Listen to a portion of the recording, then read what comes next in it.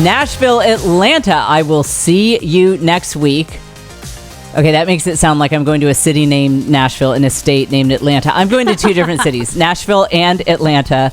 And then I will be in Salt Lake City, Greely, Colorado, and Casper, Wyoming. You can see the full city list. I'm going to a bunch of other places in the show notes. And, of course, get your tickets, see all the cities at jfcomedytour.com. I've asked the Nashville Comedy Club to take it off their website that it says they might have people put their phones in secure bags. They're not going to do that. Caitlin, please remember, make sure to tell them not to do that. I would like to believe that is why my sales in that city are not great. Let me tell you, Nashville's about to get put on probation too. We've got a couple of probationary cities here. My ticket sales are not what I want to see in that city. I don't know what I need to do, guys. Maybe I'll get some paid actors to show up. Maybe this will be my ministry to the unhoused. I'll be like, I'll pay for you. I'll buy some tickets for you. Okay. You can, you'll get a meal. It's a comedy club. And you can come have some shelter. We'll kick you out at the end of it, but you can hear some good quality material. And then I will have more than 2 people at my Nashville show. And the problem is that's the venue that you want to impress. And a good friend of mine who has tremendously helped my career is the one who booked me there. So could someone get some homeless people to show up to my Nashville event? I don't know. You know what it is? I've gotten a few emails from people who they're saying that it's definitely a problem that I tour comedy clubs. And so in many of them, you can't bring babies. In some of them, you can. In some of them, you can't. That is why you need to call the local club. Because when you ask me and Caitlin, I might screw it up. We had that happen. Infamously. Yeah. We had that happen. You've got to take me out of that loop. Because I might give you the wrong answer. And it could be a problem, but like that actually worked out because they ended up, I just had a bunch of babies in my green room. So you have to call the venue, take me 100% out of the loop. But look, I know, I feel you guys. I really do feel you guys. And the problem here is that I don't have the comedy millions. Let me tell you that when I have the comedy millions, I can fix this. I can do theaters and things like that where I have more control over my venues and over the types of places. Like most comedy clubs are bars. Well, they all are. And in most cities, you can't bring minors into bars. Do I think that this is a culture of death? Idea, very much so. I think it's have you ever seen Catholics party? It is a bunch of drunk adults with their 7 kids just dancing around, and the kids they'll just go fall asleep in the corner or whatever. That's very culture of life to get drunk with your kids. I find it very culture of death that just because it's a bar where people are doing, fireball shots, you can't have a baby around there. I find, how do you think these babies were conceived, guys? It's like very culture of death. So listen, if you guys want to make me rich and famous, I can change the culture. Tell your friends about this podcast, and I'll be out there. I'll be campaigning. I'll be lobbying senators to change the laws. We can get this done.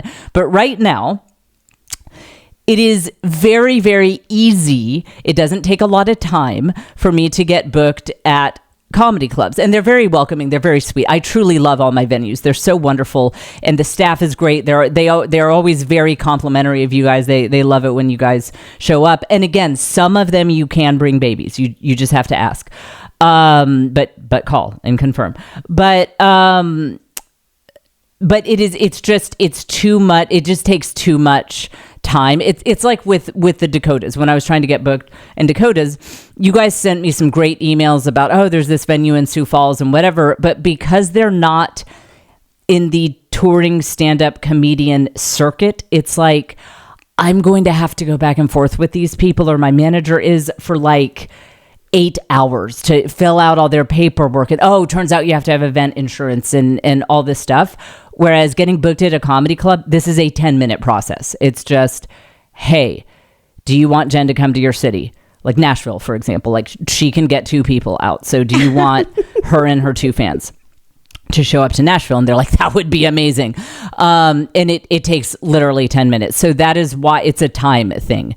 And again, if I had my 10 staff members, well, then yes, I could pay them to go back and forth with all these random theaters and venues or whatever. But the problem is that I'm not rich and famous. So you guys need to work on that. I don't feel like you guys have been doing enough. Are you sharing my content?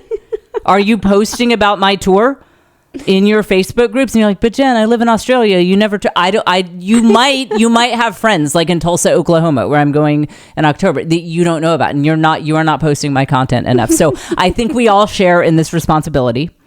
And I think this is something that we all need to work on. It's time for our winter arc. That's the thing we talked about last year when people are like, I'm getting my life together for winter, and it starts, I don't know, September. It's your winter arc where you pull it together. So your winter arc needs to be help Jen get rich and famous so that she can change the laws so that you guys can bring your babies and your 10 other kids to my shows. I would sell so much better. Yeah. I could 5X every number on my tour if I could just do all ages venues. And they would just let your kids into our bars. It's hard. It is hard standing for life in the culture of death. It's hard. It's my cross to bear. It's terrible. So anyway, go promote my shows. Get your tickets at jfcomedytour.com. And we are going to very much tell the wonderful people at Zanies in Nashville, who I love. They're so great. But we will be sure to tell them, don't put phones in bags. People can have access to their phones. A lot of comedians are like, I'm afraid people might video my set and they might leak my comedy. And it's like, you have a 5-minute bit about your sphincter. No one cares. Like literally, you are locking up people's phones. Like they can't get in touch with their babysitter for that. I'm not even kidding. That is a dead serious. That's not even a joke. That is just what goes on in the comedy industry. It's like, I think it'll be fine. Okay. I think people can record that. And if they post it on their Instagram, everyone will just be like, yeah, I don't care. Like I think they're worried like someone else will post it and it'll go viral. And it's like, well, that would be a good problem to have. Yeah. You guys can video my comedy and post it as long as you tag me. Listen, that would be a good problem to have. Like, oh, I got 10 million views on my random fans account. All right. Well, whatever. What are we talking about today?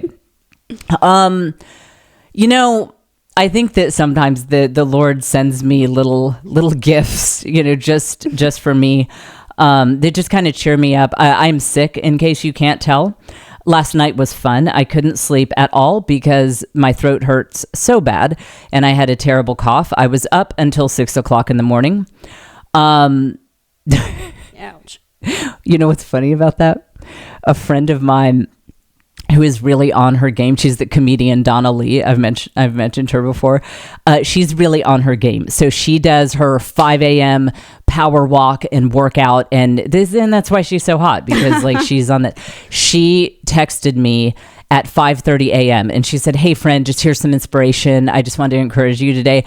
And what's great is I'd been up all night just coughing so sick, but I replied at like 5:38, like, what a great start to the day. Let's get it today. So she thinks I get up at 5:32. That's life hack. And I actually texted a couple other people just like, hey, just want to confirm that we're on for Tuesday, just on my grind. I'm about to step into the ice bath. And I just want to let you guys know. No, I'm so sick. I couldn't sleep at all. My throat is killing me. But I have shows to promote, so we're doing this podcast. So let's see, where were we? Oh yeah, so God giving me little gifts. I know that for you guys are good people. When you say like, oh, the Lord just sent me something that brought me so much joy, it'll be like, they released a new biography about my favorite saint. Well, for me, what brings me joy is there is an influencer who tanked his entire brand and reputation, and all of his comments are just hate comments now. In fact, let's pull up a preview. Let me see if I can read it from here. But just one of the comments. I won't say who it is yet. But let's see. Yeah, not the video, just one of the comments. Okay, let's see. Which one is that? I have these here on my phone. It's the first one. Yeah, okay. So these are the comments. I mean, just randomly opening the comments. I didn't even have to scroll for these. So, bro just plays around all day now. Golfing while your wife is working a double shift. Good day for being a cornball. Not good at golf either. This is just random comments. I did not scroll to find the hater. So his entire comment section is just all hate now, and I'm just following it closely so that I can better pray for him. That's all it is. I'm taking no joy in it, but I think it is an interesting commentary on why we connect with people online, why we do develop these sort of parasocial relationships, and why it bothers us when someone tanks their brand. Excuse me. Like I said, I'm sick. When someone tanks their brand and just goes in a totally different direction than the reason that you got on board with them. I think there's some pretty interesting comments there. I want to follow up a little bit on the Catholic flameout thing. That was not my best choice to bring up a really controversial topic when I had a hard stop and had to do my fantasy football draft. So that not my wisest move. And then related to that is for those of you who are in the Catholic ghetto, you might have seen that there is a resurgence of interest in the concept of having a domestic monastery. The idea is that you have the same routine as people who live in monasteries, like praying the this is nice, guys, it's great. Praying the liturgy of the hours. Don't I make it sound so appealing with this and stuff like that. And so again, the book, and I read this book a long time ago when my kids are little, called A Mother's Rule of Life. And in Catholic ghetto speak, a rule of life is basically a schedule. We call it a rule. So I have some thoughts on that. That book, it has a pretty big influence on the Catholic ghetto.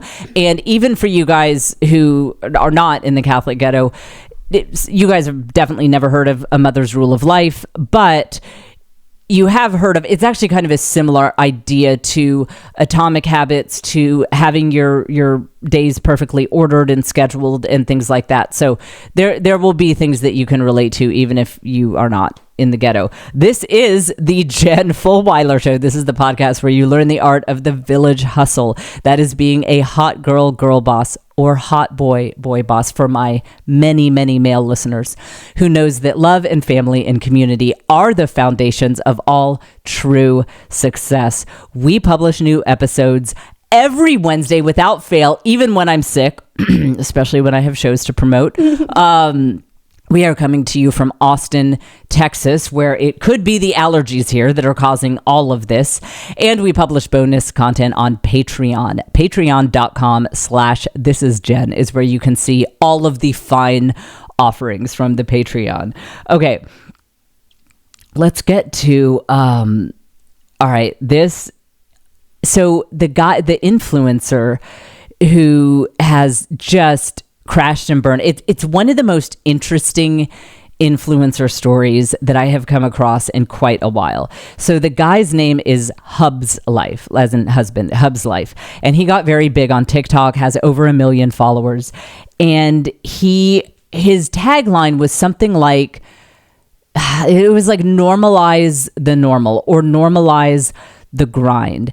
And he essentially started a movement of people saying, you know what? I have a 9-to-5 and I sit in a cubicle all day. And you know what? That's an okay life. And that's actually something to be grateful for. And that's fine. So Caitlin, play the first video. We probably don't have rights to the sound, so we will play it on mute. Don't forget that we have a link in the show notes that will take you directly to this episode, to episode 269 on YouTube. It'll take you right there if you want to watch this video. So this was the type of original content that Hub's Life did. Go ahead and play it. So what does it say? Morning routine, heading into the office. He was putting his trash out. Caitlin described something. Woke up late today, so no time for food at home. He's getting food, right? Yeah. Look at me working on a sick day. Okay, so there's his office. He's drinking a Sonic walks in through the elevators. This looks very just office. Like, and you see him kind of sigh like, oh, okay. And then he is in his cubicle, and he's known for this unzipping the backpack and slowly taking out the laptop. I don't know why that was like a thing with him. So now he's logging in. It is very, I mean, to me, it looks a little depressing, but, but it's real. I mean, let's face it. Some of the things we have to do in life to get the bills paid are a little depressing. I mean, that's what it is. Okay. So videos like you see here made him famous and developed this entire following of people saying, you know what? Yeah, that office looks like my office. If you go to any office building in America, that one that he walked into probably looks like yours. Sitting in the elevator, that probably looks like your elevator. And there were all of these people, millions, who would pull up his account each day and say, you know what? I'm not alone. We know that is one of the big things in modern culture, is that because we don't live in tribes, villages, you know, the way we were designed as humans, when you have a struggle or something that's difficult, it can be easy to feel like you are alone. I'm not crying. I'm just sick. I don't have a real job, so but Caitlin might be crying. Like, Caitlin works a 9 to 5. But I'm about to have a real job if I can't sell tickets in Nashville, guys. This is about to be my life.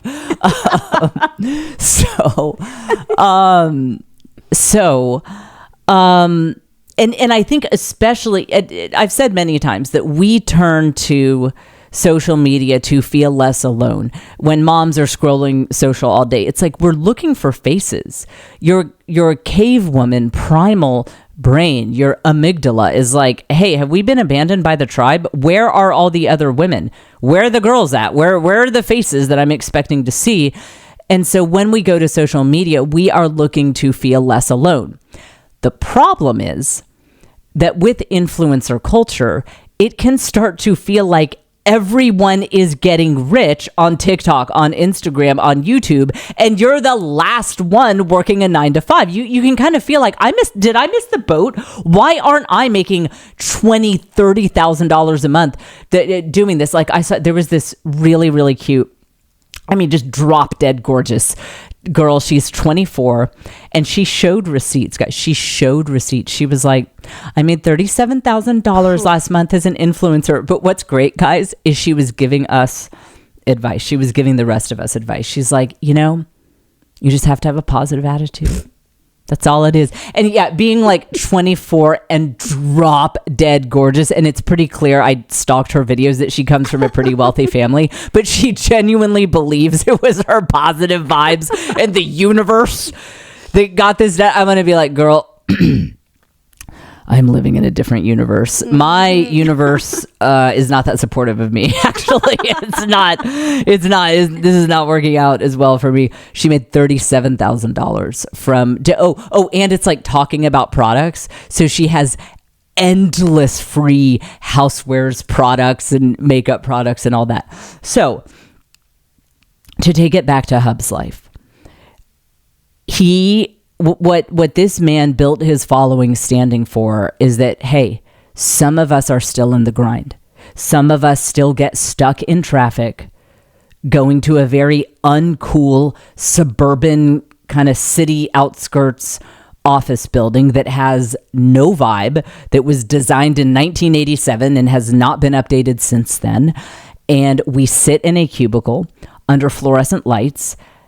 But you know what? It pays the bills. We care about our family. This guy has a kid and he's got a wife, and it's like, you know what? We care about our families. And so this is what we do. And yeah, not everyone's an influencer. Okay. Like some of us are still in the grind, and he developed a following of millions of people with that message. Do you want to guess what happened next? Oh, no. That poor guy. He quit his job to become an influencer. And what's amazing about this, what is so amazing about this is that at first he lied about it. So he rented through WeWork in those places. You can rent office space, like a co-working space. And he still did his videos, and people noticed, wait, that's not the same cubicle. So Caitlin, now play the second video. Again, in the show notes, you can click through to this exact episode on YouTube. It's all free. You can just click through, watch this whole thing. Okay, so he's saying you have work in 1 hour. What he didn't tell them, as he's going through, he's putting on his shoes, brushing his beard, brushing his teeth. He has not told people at this point that he quit his job. He is an influencer, and he's like, you have work in 1 hour. When people found out that quote unquote work was just literally editing these videos of himself opening and closing his fridge, the internet lost its mind like I've almost never seen the internet lose its mind. So he's doing the slow, putting the laptop into the backpack, that he's grabbing a power bar, an energy bar. All right, going to work. Headed to work. Does not tell people that he has become the very thing that he has always stood against.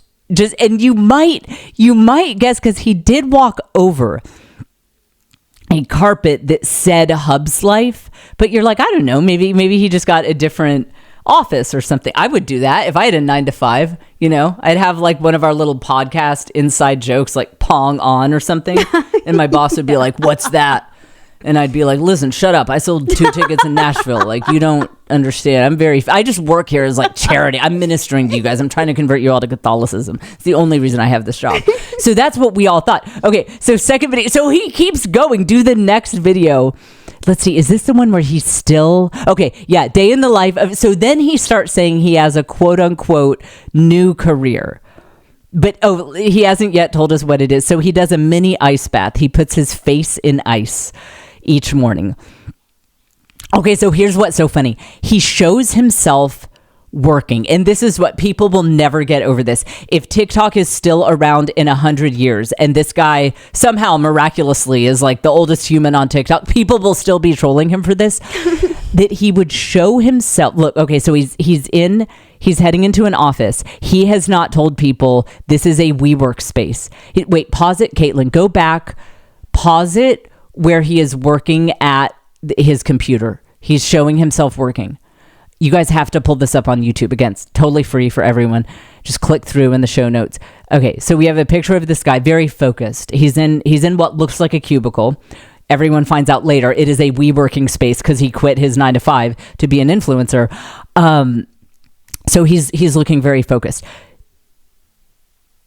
Do you realize the only work he has to do is editing videos of himself doing this? It's the most meta thing I can possibly imagine.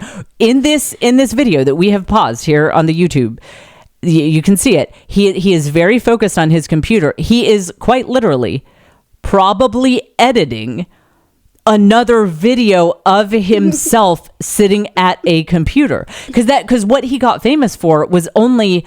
You guys, it was literally videos of him opening and closing a fridge, putting on his shoes, opening his car door. That got him millions of followers and made him enough money that he could quit his 9 to 5. Which, I mean, speaking of the fact that I still believe in God in this landscape is honestly, I should be canonized for that immediately. So... what he is doing for work that he has not revealed to people, and looking all serious, a grown man looking all serious in his cubicle, he is editing videos of himself opening and closing refrigerator doors, opening and closing car doors, driving his car. That is his job. He has become the ultimate, not just any influencer, but the ultimate example of a useless influencer. I mean, at least some influencers are like, they're like that little girl I was talking about who's like 24, drop dead gorgeous, comes from money, but at least she says encouraging things. She's like, hey, you guys can do it. I think that you just need a vision board. At least she's trying to add value. This guy doesn't even say anything. He literally takes video of himself getting in and out of a car, and that is making him hundreds of thousands of dollars. I am sorry if you're all atheists now. I know it's why does John Paul II wrote an encyclical on suffering called On Human Suffering, and I think we all need to turn to that in these times. It's funny how I can still yell even when my throat hurts. Okay, so the comments. I pull up his account all the time. I shouldn't. God, Lord, help me. Help. I shouldn't do this. I really shouldn't. But you guys know how petty I am. Well, actually, one of my favorite comments on YouTube on episode 268 was one of my 5 YouTube viewers said, I was talking about going through Instagram by hand, looking at every single person I follow to see if they unfollowed me. But I also in that episode was like, I'm so busy, guys. I'm so busy. It's crazy. She's like, Jen, I'm so busy. I can't even see straight. Also, Jen, I went through all 900 people I follow one by one. That is the busyness. I have priorities. No, okay. In my defense, I did not make it through all 900. But it is actually a little embarrassing how many I did make it through. Okay, so these comments are so funny. All right, pull up the first one, Caitlin. Let's see. Okay, so we've already seen that. I read that one earlier. Let's go to. So this is from a video where he was on a basketball court. So this was one of his day in the life videos. So after the scandal broke that he quit his job and was now a grown man making a full-time living by just taking videos of himself doing the random stuff that we all do throughout the day, except he doesn't have a job and that's how he's making money, which I don't even say that as dismissive. I'm a grown woman going through hand by hand to see who I mean, so look, he and I are the same person. I mean, I'm not even criticizing him, but it's just funny. Okay, so these comments. So this is his like morning getting started, before a day of being self-employed. That was his, once the scandal broke and he couldn't hide it any longer, he started trying to be an inspiration for people who are quote unquote self-employed, which was even more annoying because anyone who has ever been an entrepreneur with like a real business, a real, true business, not being an influencer, but a real business, it's more of a grind than having a 9-to-5. This is not just like taking videos of yourself opening and shutting a cabinet and that's $10,000. Like, so that was also irritating that he was comparing himself to entrepreneurs managing employees, having to make payroll each week. Okay, so these are the comments to his day in the life of a self-employed person. So he starts out shooting a few hoops to just kind of get his blood flowing for a big day of editing videos of himself walking through his house. The comments say, just put the fries in the bag. They're also pointing out he said this was 7 a.m., but they're like, ain't no way the sun's that high at 7 a.m., which is true. This was more like 11 a.m. Another person says, have a nice day at work, everyone, referring to the other commenters. Someone else says brutal watch. Another person, because a lot of his videos now are cleaning up his backyard. And so another guy says, bro unlocked leaf raking and never looked back. Okay, pull up the last one. This is another day in the life of a self-employed guy. Okay, this is where it really gets good. That first one. The top comments, it says, hey, ignore the love, man. Hate from Los Angeles. I kind of love those, like, hey, ignore all the positive comments. Hate from Texas. Another person says, another day of dilly-dallying. Another person says, this ain't entertaining, bro.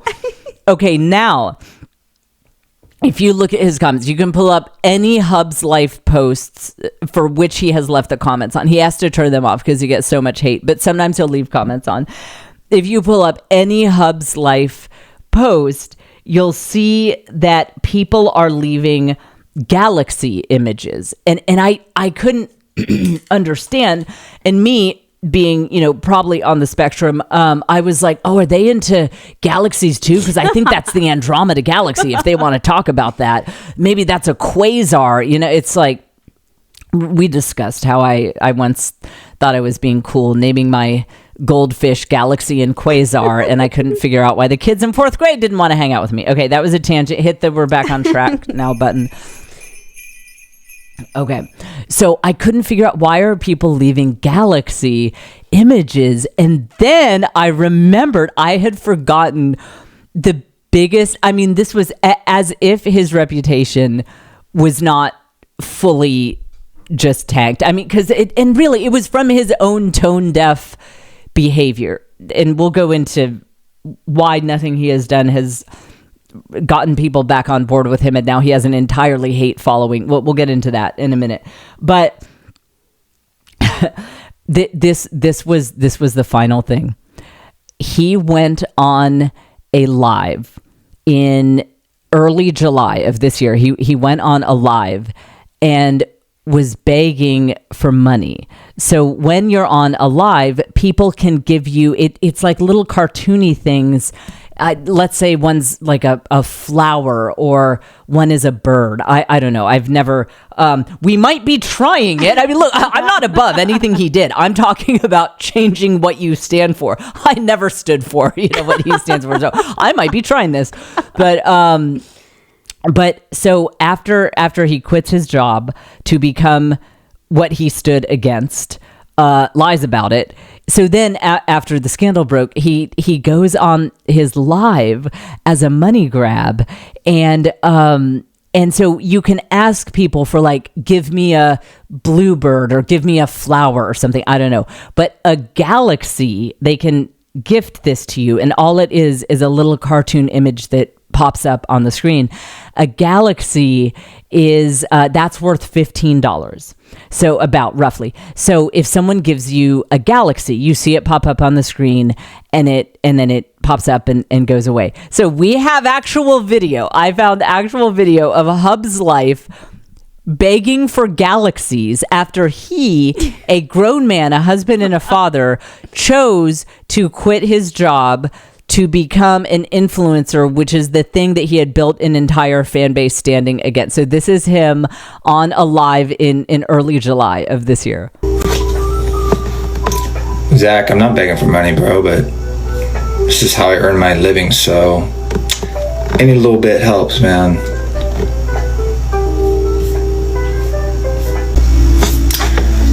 I gotta get a galaxy, guys, if you want me to answer the tough questions.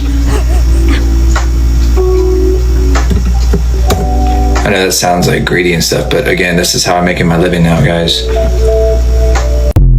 Okay, well, that, by the way, that's going to be me. Caitlin and I both catch us on TikTok live. I'll be like, I'm in. I have a list of top 5 people I hate. Jen, who is it? Gotta get a galaxy. Gotta get a galaxy. It's so funny that his whole thing was like, I stand against influencer culture. He's like, I gotta get a galaxy to answer that. So right now, you can go to TikTok, pull up Hub's life, look at any comments, and you will see a bunch of people commenting with pictures of galaxies and being like, hope that helps. Hope this helps. Now, when they comment those pictures, it is not actually paying him $15. It's just a joke. That's only for the lives. But then here's what makes it even better, which is I think this is really what put the cherry on the cake of him having a truly just hate following. Was afterwards, he said, no, that wasn't for me. That was for flood victims because those terrible Texas floods had just happened. He was on his live begging for galaxies. It was like 2 days after the, 26 campers gone in Texas. And so afterwards he said, oh no, this was actually a fundraiser, but that does not match what he said on the live, because as we just heard, he said, well, bro, this is how I make my living. If you want me to answer that, I need a galaxy. This is how I make my living. That it's just weird that he didn't say anything about it on the live until he got this massive backlash. So the world is absurd is what we're learning from this. But okay, so why do people care? Why do I care? I think it is an interesting commentary on the modern landscape of things and why we love who we love in terms of people with a public presence. I think that the people who we most devotedly follow and care about and would care if they suddenly sell out every single thing they once stood for and go from hero to villain in the same arc. I think the reason we care is that it's always fun when someone is out there in public blazing a trail for people like you. They are making space for themselves, doing something that might not be the norm. In the case of having a 9-to-5, it might not feel like it's the norm, even if it is. And someone is out there saying, hey, you know what? There's a space for us who are doing this.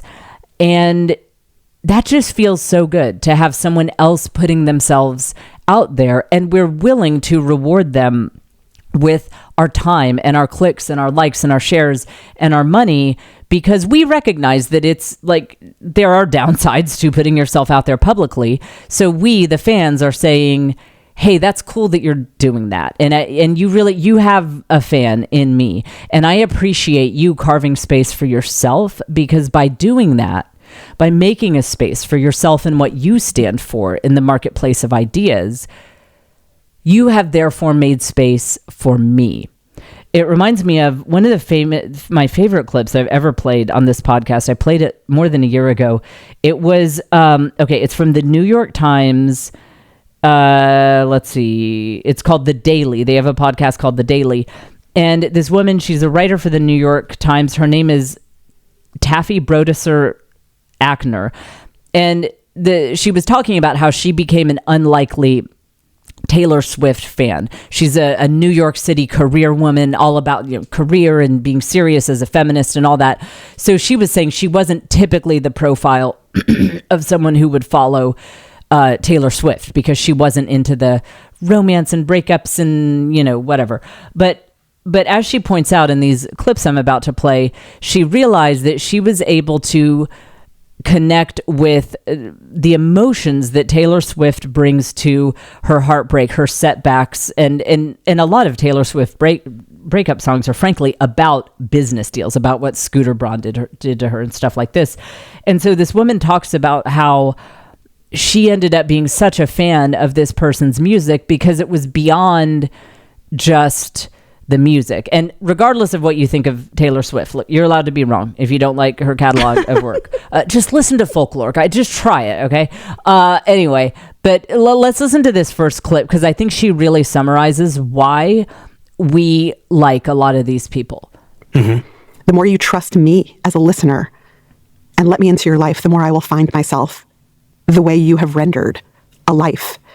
And I will be so grateful for the rest of my life to have been able to sing that and to be able to have some sort of catharsis around it. Clearly it wasn't enough, because here I am crying on the daily. That's the word. Catharsis. If I weren't sick, I could define catharsis better off the top of my head. It's like catharsis is like when you let something out and then you feel better. It's something that is maybe not a good thing in your life, but you let it out and you feel better. And I think that's what good influencers and good people with a public presence, frankly, a lot of the comedians I like, they make me laugh in a way that is catharsis. They make me feel seen in a way that other people have not made me feel seen. And when I laugh about some tension that this comedian has gone through that I also share, it's like this relief. It's like a healing. Again, catharsis. And the thing that I love in the second clip that we'll play, I love this part that she says right here. She says that the people who we get really attached to, that we haven't met them publicly, but we haven't met them personally, but we feel like we know them. It's because, she phrases it, they show us that we are real. And I think that's what Hub's life once did for people with a 9-to-5. So listen to, this is Taffy talking on the New York Times The Daily podcast. All great art is the art that sees you. And I know this from doing a million celebrity profiles. And I know this from my understanding of fandom, that if you show somebody that they are real, you have them for life. She has me for life. I like, isn't that sweet? I think that's so sweet. And there is that feeling. And I think that's why I kind of defend what people call parasocial relationships. I think that's fair enough if you feel like you kind of know someone who is putting themselves out there in a certain way, especially if they have carved a space for people like you that you feel like was not previously there. You did not feel seen and heard as much before this person came on the scene and made a space for people like you guys. You are deeply appreciative of that. And I think the emotions that you go through, if they do kind of a bait and switch on you, I think that's very fair, actually. And I think hit the podcast staying on brand by going into evolutionary psychology button while I cough.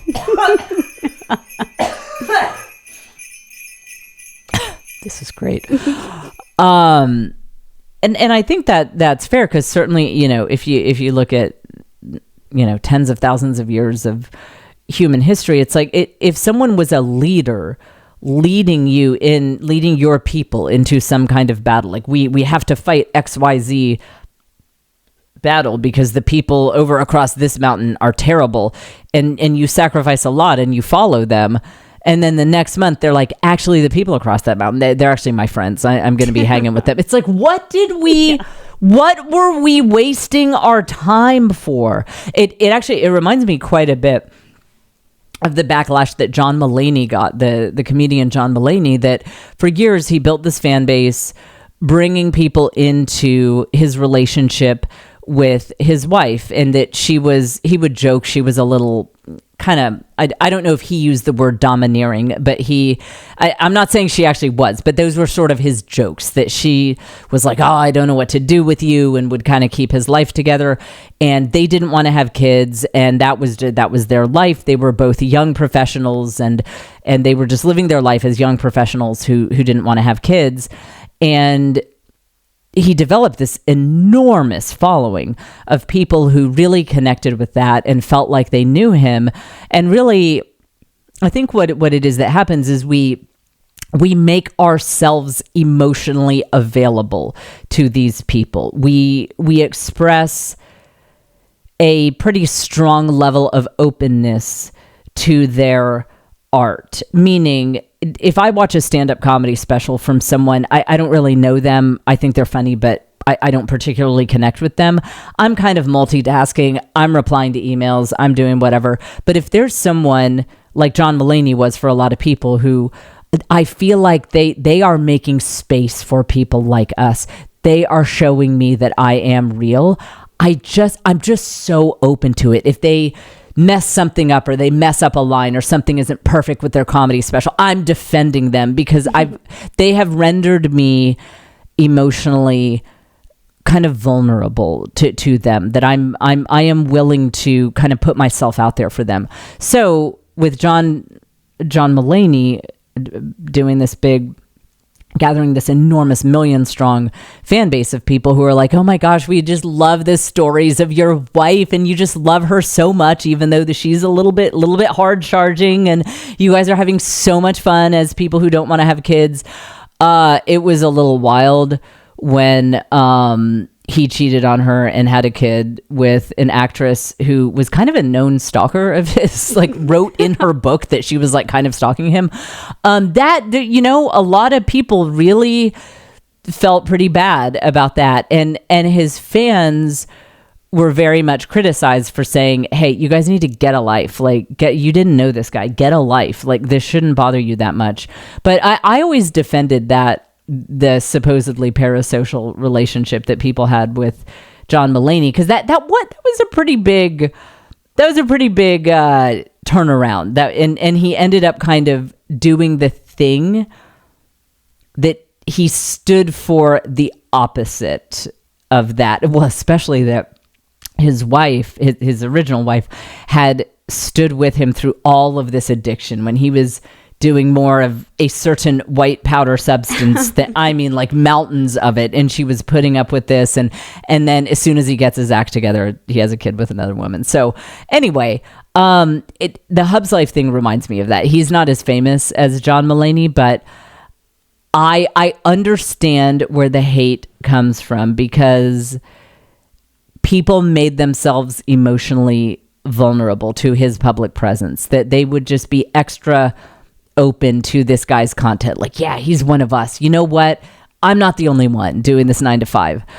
And then you realize he's at a WeWork space editing other videos of himself at a WeWork space. And you're like, no, I think I am actually the only one left with a 9 to 5. I think what we can all take away from this is that people can give you $15 on TikTok Live, and maybe we should all be on TikTok Live begging for galaxies. That's honestly, that was so amazing. Like, hey, bro, this is how I make my living. But yeah, you should really look at his comments. Just people posting pictures of galaxies. Like, hey, man, hope it helps. And it's kind of inspiring. He doesn't seem bothered by the hate, so good for him. I mean, if fully 99% of my comments were people just like constantly making fun of everything I do, and it was kind of well deserved, I might not stay strong like he has, but he's getting it done, and I admire it. Honestly, I admire it. But my main point is just to defend. I think it is understandable that people felt emotionally hurt when it came out that he actually did quit his 9 to 5 to become an influencer. Okay, so next, and by the way, it's hubs.life on TikTok. All right, next topic. I said I was going to follow up on the Catholic flame out, the people becoming, Wiccan ayahuasca shamans who used to be very traditional Latin mass, like covering their hair at church. Catholics, I think I might be too sick to tackle that. I think the main point I wanted to make with that I hope I made clear under my fantasy football time crunch priorities was I do think there is a type of safety seeking where you find safety by discovering a set of rules. This could be the rules of the Catholic Church. It could be the rules of veganism. It could be the rules of what you imagine it means to be part of a certain political party. And feeling like you are doing the rules right and being seen by the community of vegans, Catholics, Democrats, Republicans, whatever, being seen by this community as doing it right, I do think that gives some people a sense of safety, and it can lead to this very rigid, fear-based practice of your faith, say, in the case of Catholicism. And I would just say, be careful approaching your life, your parenting, your faith, your veganism, or your carnivore diet, or whatever, out of a spirit of fear. I think that's always a hallmark that you might be seeking safety, that just loosening up a little bit and asking questions like, for example, is this a core doctrine of the Catholic Church? Or is this a podcast bros fetish that I just saw on his YouTube channel and is actually not Catholic teaching that is binding on people, but I just like to pile rules on myself because it gives me a dopamine hit when I feel like I'm following them? Just watch out for that, because I think I did that for a while. I almost enjoyed piling all these rules on myself that really they can be good. It's not to say that they're bad or anything, but they don't have to be there. But I convinced myself that they had to be there, and I would torture myself about I didn't do that one thing, or like at one point it was becoming clear that for a couple of my kids in particular, homeschooling was not, it wasn't working for these particular kids. Homeschooling is great generally for a lot of people, it works for, but it just, for our unique situation, it was not the solution. But I was torturing myself about, no, this is what good Catholics do. You have to, they're going to be atheists and they're going to be like buying Richard Dawkins books and whatever, like if I send them to school. And there was all this like torturous fear about it that really did not have to be there. Like none of that fear had to be there. I could have been much more chill about that whole thing and would have saved everyone a lot of drama. So that's all I'm saying, is just watch out for that. If you find yourself getting tortured about, you have to do this and you have to do that, ask yourself if maybe you don't have to do that, if maybe this is actually not that big of a deal and you're seeking safety by concocting rules that you supposedly have to follow, but you don't actually have to follow. Okay, good. That was actually a great follow-up. Hit the round of applause. That was okay. There you go. All right. Let's talk about like this domestic monastery, mother's rule of life. I've seen people. I think the Hallow app is talking about this, and again, I like the idea. I think it's I think it's a great idea. The concept is that you bring a monastic schedule to your home. And it's largely based on the Liturgy of the Hours, one of the many super cool things that we have in the Catholic Church is that the entire church prays. There are certain set times that you pray. There's the morning prayer, lauds, I think Lauds, I think it's lauds. And then there's Vespers is my favorite. That's the traditional prayer from when they would light the lamps in the evening. Vespers is the traditional prayer of the lighting of the lamps. And the really hardcore ones, some really strict monastic orders, they actually get up in the middle of the night to pray the divine readings, like they'll read about the life of a saint or something. So anyway, there are quite a few prayer times. Compline, is it Compline or Compline? Tell me in the YouTube comments. I forget. One of the cool things is if you go to a place like Mount Angel Abbey in Oregon, one of my favorite places, you can pray with the monks at these times. And another cool thing, one is that these prayers are very ancient. They go back to the very earliest days of the church, and that everyone in the church is praying the same prayers at the same time. So if we did Vespers tonight, we would be saying the exact same Vespers prayers as Catholics in Nigeria, as Catholics in Korea, as Catholics in Australia. It's very cool that the church is kind of going through the same motions in unison. And so regular people are not obliged to do this. We don't have to. It's just a cool thing. But all priests, nuns, monks, stuff like that, they are obliged. That is part of their thing. They need to pray the Liturgy of the Hours, and it gives some order to your day. So there's this book called The Mother's Rule of Life that encourages you to have a domestic monastery where you bring that routine to your home, especially if you homeschool. You can bring this in. And again, it's a beautiful idea. Can you imagine? I tried to do this. I tried to execute this in my home when I had, I think it was 4 children under age 5. I was like, enough of this mess, enough of this chaos. I'm going to have a domestic monastery. And speaking of torturing myself about things that I did not have to torture myself about, this is an example of something that healthy people approach in a just positive, loose way. They let it be easy. They let God guide them, and they don't turn it into this Game of Thrones saga about their salvation. I'm sure this is the way the Hallow app and the people who are talking about it there, I am sure that is how they are intending for people to follow it. Just check it out and think about it. Think about if maybe praying Vespers or morning prayers as a family and being united with the universal church, that might bless you guys. It's a great idea. For those of us who tend to, as I just mentioned in my follow-up, We love adding rules on ourselves that don't need to be there and torturing ourselves about it. I mean, that's a feature, not a bug. When you have my mindset, I love just beating myself up about like, oh, I didn't do the thing that I have to do, and it means this. And it's like I'm literally making all of it up. Like I didn't have to do it.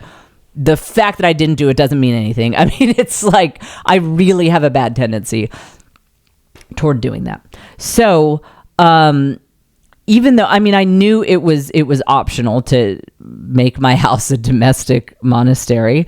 So it's not like I literally thought I was going to hell or something, but you know what it was, is that because moms are so much raising their kids in isolation. And if you are part of any kind of subgroup, again, being Catholic or you're, I don't know, whatever, like again, vegan, carnivore diet, whatever. It's something that most people don't do. It's kind of an alternative lifestyle. It is easy to just get wild ideas in your mind about how it goes for other people because you're not actually doing this with other people. You know, the Amish have all sorts of obligations on them, but they are doing it with people who live right next door to them. They are watching other people get up at a certain time and go build the barn at a certain time or whatever. It's like, you know, if you get out a cell phone, someone's going to slap it out of your hand because you live in community and there's that community pressure to keep doing certain things. If you only take one thing away from this podcast, let it be this. Join my Patreon at patreon.com/thisisjen. If you only take two things away from this podcast, let it be this, that habits were meant to be bolstered by a tribe, by a community. You were never meant to, of your own willpower, get up at a certain time every day, cook dinner at a certain time every day, like go get ready your house at a certain time every day. It was always meant to be done with the movements of the tribe so that you had that community pressure kind of keeping you in line, so that it wasn't just you in isolation all by yourself through your own willpower making this happen. So that was what I didn't realize. And so as I tried to do this Mother's Rule of Life thing, it did not work well. As you can imagine, like I'm going to get up at a certain time and we're going to do morning prayer as a family. My kids are quirky. I said the other day, one of them did recently get an autism diagnosis. It wasn't, it wasn't super shocking. And it tells you a lot about the tone of our family that live on the air about 3 episodes ago, I hadn't mentioned this to Caitlin. And I said, yeah, one of the kids did get an autism diagnosis. And I said, you can probably guess which one. And Caitlin was like, that tells you a lot about this family. One of my kids would scream over prayers. To this day, I don't know why. They're doing very well, and they are actually a deeply Catholic person now. They're doing great, especially in faith. So why they had to scream over me when I started to try to institute my mother's rule of life was that we still don't know. We don't know what was going on in their head. That's actually not the one who got the autism diagnosis. So I had a lot going on. And you know, and I mean, my kids are so amazing. They are all turning out to just be the best people. And when they were little, they were so cute. They were so fun, but they were not like quiet kids. You know, it was always something crazy going on. And, you know, they'd be jumping on the couch, like beating each other with baby dolls or something. I mean, it was just not like a normal house. So I felt like I was failing, that I couldn't do this domestic monastery thing because I was missing that key piece of information, that nobody was meant to have daily consistent habits of their own willpower. It's not how God designed us. Like the idea of a rule of life, it comes from religious life. The salient thing about religious life, about monks and nuns, is that they live in community. You can see this at Mount Angel Abbey, right outside of Portland, Oregon. You guys have to visit. Even if you're not Catholic, they welcome anyone. It's the heretics, like whoever, like you guys can all go. But you see, it's like the monks go together. There are bells. The monks hear the bells.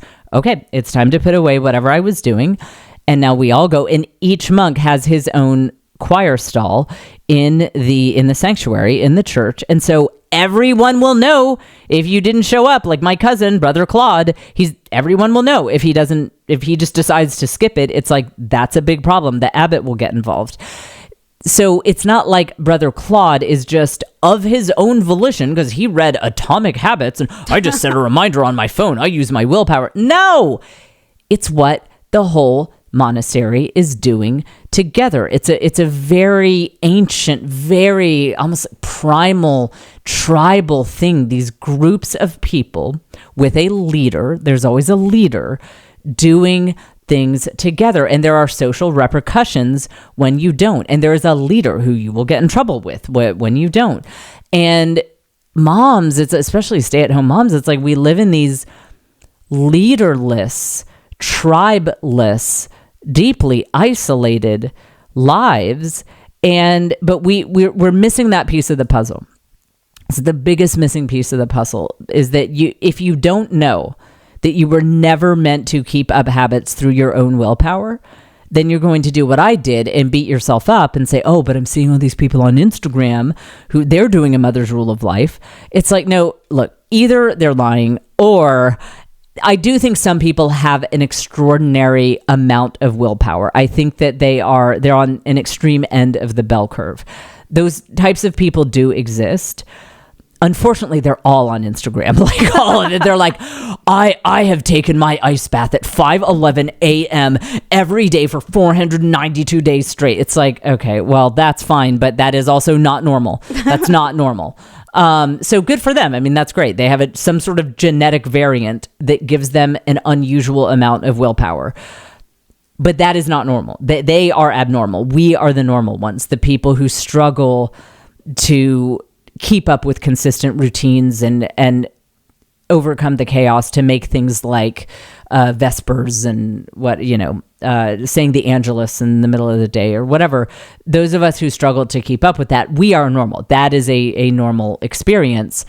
And so it's funny, these two subjects end up being connected once again, these topics, like they all come together so perfectly. That I think, especially if you have a tendency to find safety by making up rules and making up all these pass-fail tests for yourself it's like all a figment of your imagination, and like feeling really good if you pass the test, like it's okay, I'm accepted now. And then, oh, I'm so terrible if you fail the test. And meanwhile, it's like all in your head and like none of this is required of you. Then with the resurgence of things like domestic monastery, mother's rule of life, a lot of you guys could end up beating yourselves up about it. And I don't want you to do that. So again, and I want to say it is great if you can do it. I'm not against the concept. I think the book is very sweet. And, I like it that people are putting this idea out there. I just want you guys to set your expectations correctly and remember that God never designed for us to live a rule of life in isolation. And even if you have friends, I think it could be cool to FaceTime friends. We didn't have FaceTime when I was trying to do that. And I could have definitely found some Catholic ghetto friends who we could have FaceTimed, and maybe that would have helped. But there is no substitute for living in an actual, let's say, village, to go back ancient human history, where your little hut is right next door to your sister's hut where she lives with her kids. And then there's another hut, and the whole community is living together. There is no substitute for that. Or living in a convent or a monastery. There's no substitute. So even if you have friends that you're texting each other, you're trying to do these routines together, that is great and that will help. But there is no substitute for living in actual community. And by the way, hit the I'm late on the Patreon break button. I meant to say this earlier, but speaking of Village Hustle, on the Village Hustle Patreon, that's the second tier Patreon, I actually gave you a behind the scenes of today, how I went from just dragging, just absolutely dragging, to somehow pulling this episode together. And oh, Caitlin, you cannot use a screenshot, the thumbnail of it that anyone can see when they go to the Patreon. I actually, being sick, I actually was on there with no makeup at all. I look so bad. Don't even, you need to triple check the thumbnail on that. Make sure it is one where I don't look like death warmed over. Okay, so that is, and then right, I'm about to wrap up, and when I do, we will go straight into the after party where I keep talking on this or a related subject. That's the lower level Patreon. So you can look all that up. It's very simple, 2 levels that you can choose from. If you do the second level, the Village Hustle level, you get access to the lower level as well. Okay. Patreon.com/thisisjen. And that link is also in the show notes. So in conclusion, I like it that a mother's rule of life, the idea of domestic monastery, I like it that is being popularized. I think it's cool. I love the idea of people bringing this very ancient rhythm of prayer into their lives. But the caveat is very, very important that if you have trouble keeping up with it, it's fine. God did not intend for you to do these prayers at a certain time just by your own willpower. And I would also say, especially if you have little kids, it is one thing. You single people might sort of be able to pull it off. Honestly, I couldn't if I were single, but some of you probably could. If you are trying to corral these kids and it's like, oh, this is when we were going to pray the Angelus, but this kid is having a meltdown, and I think I see a window to get the real crazy one down for a nap, and I need to do that right now. But we were going to do that right on the dot, when the prayer starts, but this kid's crazy. Now this kid's hungry and he wants a snack. Do you understand what a massive battle that is that you're trying to fight there? That is a really big battle that you are trying to fight. That takes a lot of energy to corral all of these little people who surround you, who have very strong wills of their own to do anything. And plus you're just trying to get over your own resistance to breaking out of the inertia and doing something positive. I mean, that is an enormously difficult thing, enormously difficult. And it would be very hard to do that multiple times a day. And I'm not saying it's impossible, but I am saying that the people who are able to do it are probably genetic mutants. I mean, they have something, they just have something that the rest of us don't. So look into that kind of stuff. I think the Hallow app, which is awesome, by the way, which I really like. I think the Hallow app has some stuff about it on there. So, but do it in a chill way. Do it loosely, which is something I have really never done with anything in my life. It's like everything has to be this massive drama. Am I a winner or am I a failure? And I'm learning to maybe chill out just a little bit and not make every single thing be this massive, am I worthy of life or not? We will find out if I do this thing perfectly. And meanwhile, none of it matters. Like, it just doesn't matter at all. So just keep that in mind, that give it a shot, but give it a shot loosely, and don't take it too seriously if you have trouble doing it, because this is now the 10th time I'm saying it, but I can't say it enough. You were not meant to. Great. Wonderful. My big dramatic conclusion. You were not meant to have consistent habits based on your own willpower. You were meant to do it in a tribe or community, and if you don't have that, then it's going to be very, very hard, if not impossible. All right, join the Patreon to see the after party, to see the Village Hustle episode behind the scenes of this episode. The link is in the show notes. You can get it there. Next week, me and my 2 fans will be there in Nashville. And then I'm in Atlanta after that. And then I go to Salt Lake City, Greely, Colorado, and Casper, Wyoming. Okay, this is perfect. Bye.